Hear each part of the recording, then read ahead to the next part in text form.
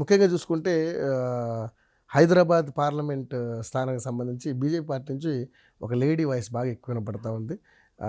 మాధవీలత గారు, విరించి హాస్పిటల్, ఆవిడ కూడా పారాషూట్లో వచ్చారు, టికెట్ సాధించారు అని నడుస్తూ ఉన్నాయి.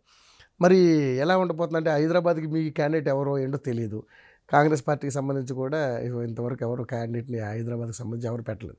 ఎలా ఉండబోతుంది అనుకుంటున్నారు? అసలు ఆవిడ గురించి మీకు ఏమన్నా తెలుసా? ఏమన్నా నేను ఈ మధ్య చూస్తున్నానంటే, అంటే సనాతన ధర్మం గురించి కొన్ని విషయాల గురించి చెప్తున్న సందర్భంలో చూస్తున్నాము. విరించి హాస్పిటల్కి సంబంధించిన హెడ్ అని కూడా విన్నాము, వాళ్ళదే హాస్పిటల్ అనేది విన్నాము.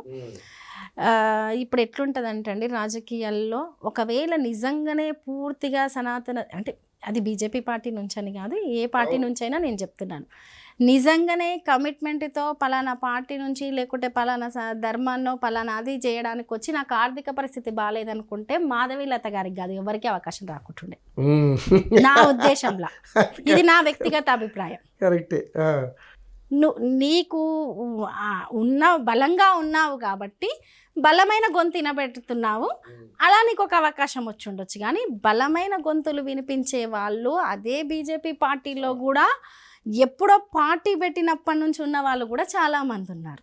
సో నిజంగా ఆ స్థానానికి దాదాపు 7-8 మంది ఒక్క ఆస్థానానికనే కాదండి, మనం చూస్తున్నాం కదా ప్రతిసారి. కొన్నిసార్లు మేము ఇదే పార్టీలో పుట్టి పెరిగి అంటే స్టూడెంట్ నుంచి ఏబీవీపీ ఆర్ఎస్ఎస్ రాజకీయాల నుంచి వచ్చి ఇదే పార్టీలో ఉండి ఇదే పార్టీ మా జీవితం అనుకొని నిలబడ్డ వాళ్ళు సైతము విసిగి వేసారి వెళ్ళిపోయిన వాళ్ళు కూడా ఉన్నారు. అంటే నేను ఒక్క పార్టీ నన్ను విమర్శించట్లేదు, సందర్భం మీరు ఎత్తారు కాబట్టి నేను అది చెప్తున్నాను. అలా చాలామంది ఉన్నారు రాజకీయాల్లో. నేను అనుకుంటున్నాను మీరు చెప్తున్నారు వారు అది ఇది ఇది అది అని అనేక అంశాలు చెప్తారు, అంశాలు మాత్రమే బేస్ చేసుకొని సీట్ ఇచ్చారని నేను అనుకోవట్లేదు.